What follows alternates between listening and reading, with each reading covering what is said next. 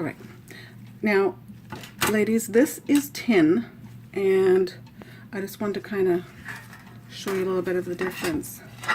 Now, I got this in a roll at Home Depot, and I think I paid like $13 for it. And it's been cut up, and I've used it for different things, setting things on, and I don't know what's on there, but I'm going to take some rubbing alcohol and just wipe it off. Actually, when I buy this, generally I just give it a good wipe down. It's got, it's galvanized, and that doesn't seem to bother the ink that I use, but I just like to give it a good wipe down anyways, and I'm just doing this as a test sheet.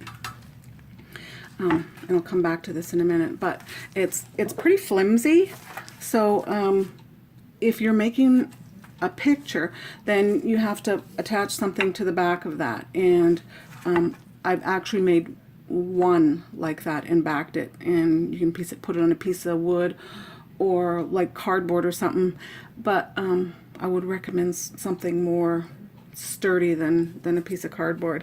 It worked okay, but then again, it was just a little bit wrinkly in spots, but anyways, this is good to work with cutouts and other things. Now this is the sheet metal I was talking about. Now these are just tests I've done, and eventually I'll probably take it off and paint something, but they come in like totally different sizes, so, and it's very sturdy, so I don't really back it. A lot of people that do the round discs, there's a fella that's online that he puts on the back of these, he puts cork, and then he gets these hangers, and that's how he hangs them. But I haven't, like I said, I'm kind of new to this myself, so I'm putting mine in frames, so I don't really put anything on the back. So this is really sturdy, and I like these, and they come in like a variety of different sizes. And see, here's some of my mess ups for just trying. And the guy on Facebook, he makes jellyfish, and it was a test and a real fail. So anyways, and this was another one that I did, and all as I did, I think you can kind of see underneath the, all as I did was take like a scouring pad, and I rolled it around in circles and made it all shiny. It looked really nice just the way it was, and then I put the ink over top, and I think I sealed this one. Yeah, I did. And maybe someday I'll use it. I'll cut it out for something, I don't know. And same with this. This is the tin, and I tested flowers on it, or tried to make some flowers. And same with this one, by just tilting it and using like the pinata gold. And most of these colors are the pinatas, and like I said, they are really vibrant, and I just love them. And this one I think I tested with a glitter, and I didn't really like the glitter that I used. I don't remember what it was, but I didn't really totally care for it. And I just sprayed these with a UV spray, and I think I had was Mod Podge, and it was like extreme gloss or something. Now Mod Podge is apparently, according to alcohol ink users, like the lower end, they use Krylon or Kmar, I think it's called. But I use whatever is handy, but you must, when you're doing this, you must put a sealer on it, because as soon as the resin hits it, it will distort the colors, and actually it will a lot of times make the colors lighter and disappear and fade. So really recommend it, and I would put at least 2 or 3, sometimes 4 coats on, depending how important the piece is. Actually, every piece is important, but definitely put a coat on of sealer. And just another example. This one, it's very shiny, and I was just testing out different sprays, and sprays are really nice. And if I was gonna, you know, use it maybe as a lamp or a cutout, sprays are really good. And there is one that's engine enamel, and you can get it in any auto body store, and it really comes out really nice, and it seals it in, and you can heat it up in any kind of heat, and it doesn't melt or anything. So it's a really cool spray to use for sealing it, or not sealing it, for a top coat. What else can I say about the sprays? Yeah, just make sure that they have you have a UV protection, because with the alcohol inks, they tend to fade if they're in sunlight. So you kind of want to keep it, like, your items indoors or in the shade or whatever, because they do, over time, they will fade. But the UV protection will help that. And this is another one that I did. I don't know if you can really tell or if the camera can pick it up. Was a darker glitter. And see, it's coming off a bit. I only must have put one spray on it. But it kind of left a kind of a cool texture to it. And then again, this one. I use these a lot for backgrounds when I'm taking pictures as well. Just a lot of good patterns, and I think I just let this one glide off, and you can really actually get a lot of beautiful patterns with canned air.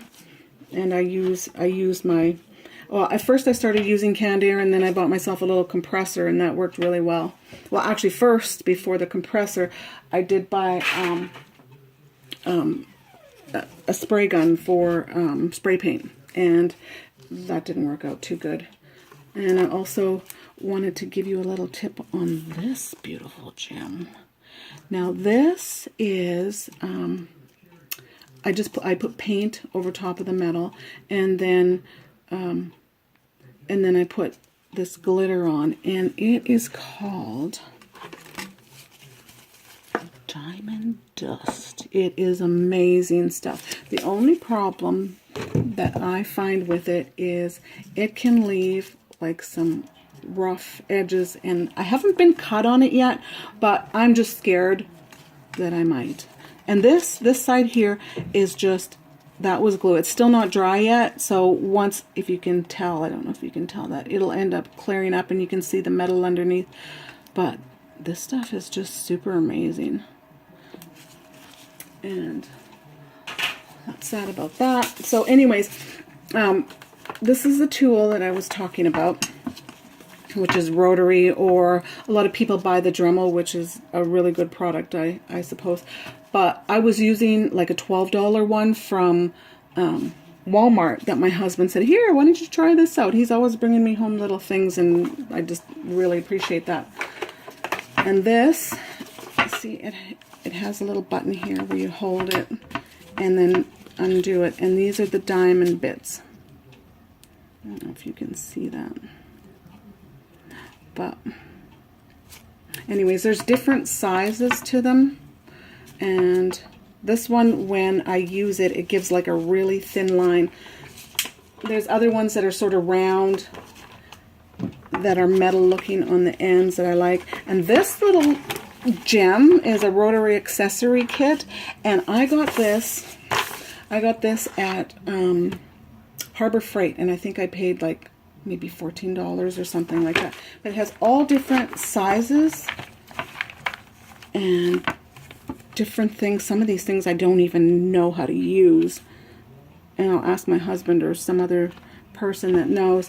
But these little things are really good for making different patterns in the metal, and I use these a lot in different shapes.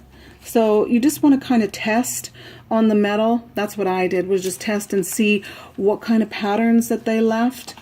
But the deeper patterns, and this is a mess, by the way. I'm a little bit of a messy artist. Okay, I'm a lot messy.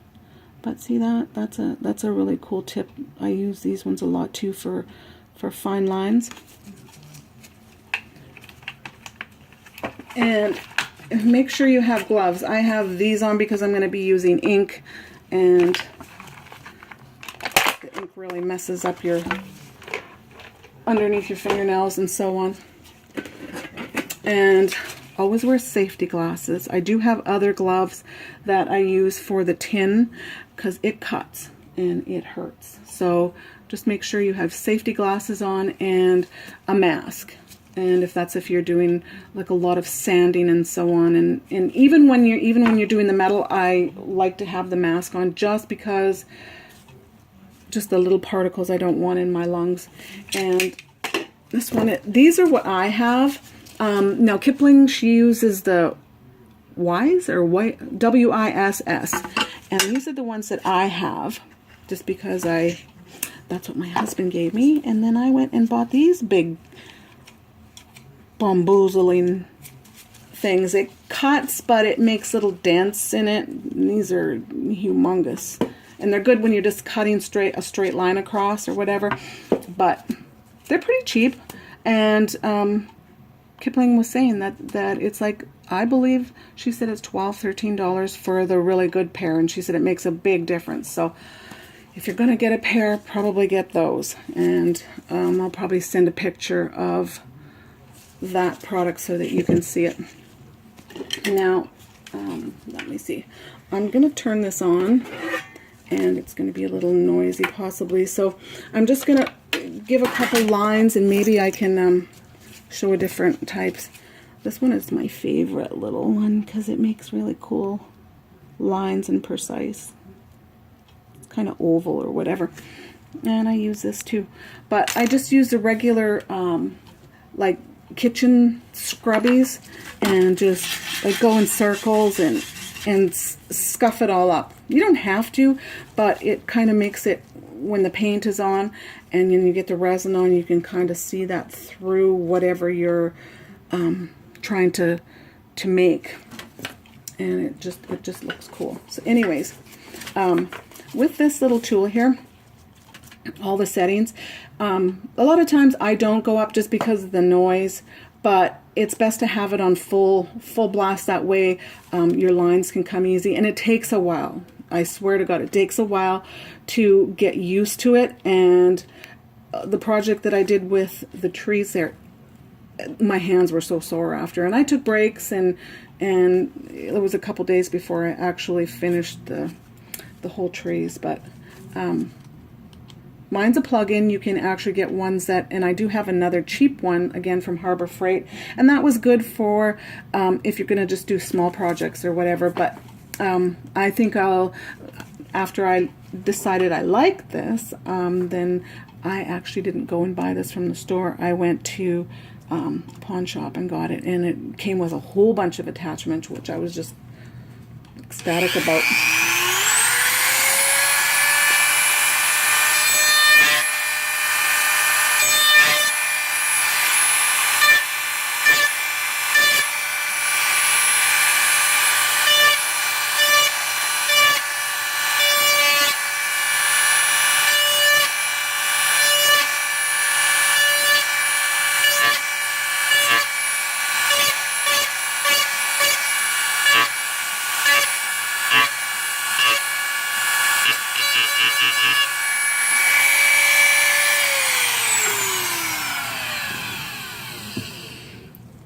I guess I kind of got ahead of myself. I should have put some paint down here. But you see, you can kind of see that. Let me just put some paint on. Just got ahead of myself a little bit. Okay, now this is alcohol ink, and like I said, you can actually buy it at Michael's or Hobby Lobby, and you can buy online. I buy from Mr. Art because I've got a membership there, and I find through my own research that was the cheapest place. There might be cheaper places to buy this, and you can get them in bigger bottles apparently, and I think it's at Trader Joe's or something. But anyways, this stuff is amazing stuff. I'll just put a couple drops down for those of you that don't know much about alcohol ink. And this little bottle goes a long way. Now, I don't know if you can even see this one. Let me find a bottle that's half decent. I don't know if you can see that. You can buy this in Michael's or whatever, and it's like $4 or $5 or something like that. And it glides across the ink really well, but I found once I got used to using the 91% rubbing alcohol, there it is, I like it, and it's cheaper, and I like cheap.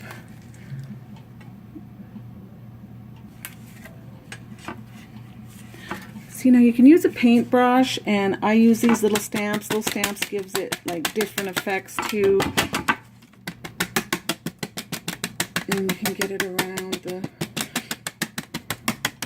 Now if you're going to do like an abstract or something and then paint over top, let's say you're doing a scene that's a country scene, and there's like the sky and the grass and whatever. Just what I do is I take the color, put it at the top, and then I drip the alcohol ink over it and let it fall, and I'll dab it up a little bit if it's not going in the right spots.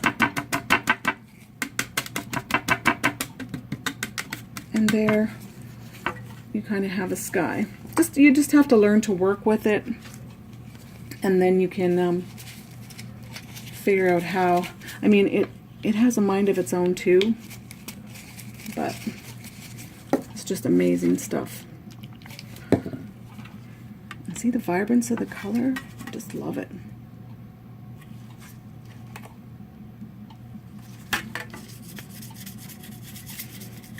Give that a minute and see the part that I had already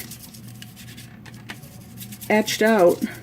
You can't really see it that well, and you can see it under, and that's why I like to use the different kind of bits and these little brushes or the scouring pads. I've even used nail files to make the background. And where is it now?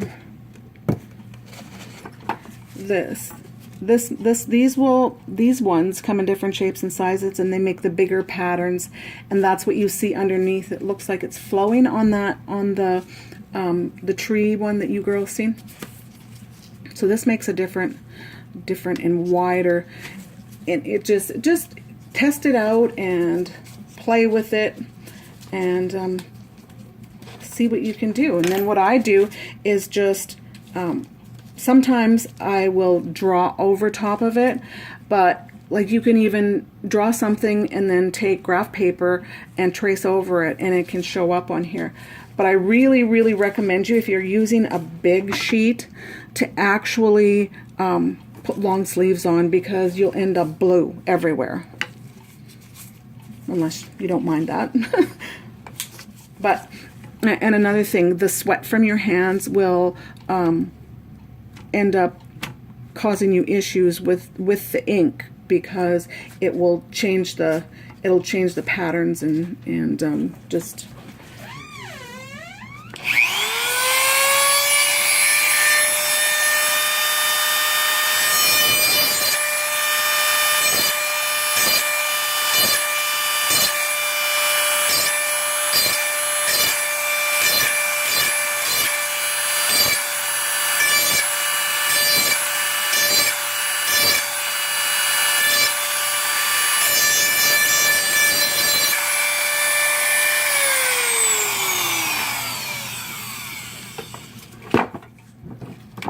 sorry for all that noise.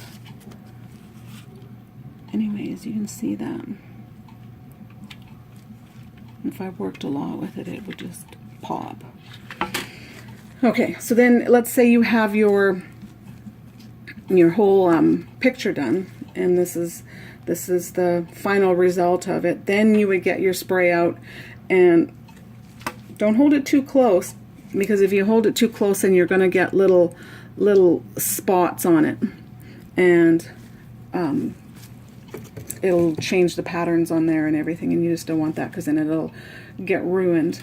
So just like hold it, the first spray, I always hold it, let's say like 6 to 8 inches away, and I spray even strokes back and forth, and then I let that dry, and then I come back and I do it again until I can see, and once you get used to it, you'll know when it's like coated. So about anywhere from 3 to 4 coats of sealer that has a UV protectant on it.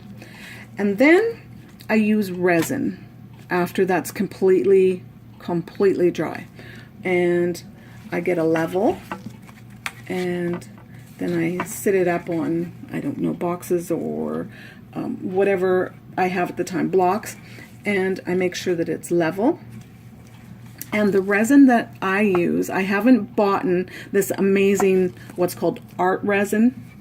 I haven't gotten that yet, but apparently it is the bomb. So I did look at the video online, and it has no odor, and it works really good, and I hear a lot of my friends use it, and it's just the greatest. So I recommend that. But I use Envirotech, and you can get that at Hobby Lobby, I know for sure, and I'm probably sure that you can get it at Michael's as well. So let me see if there's anything that I left out. I'll probably end up doing another video and just picking up on the things that I actually ended up missing.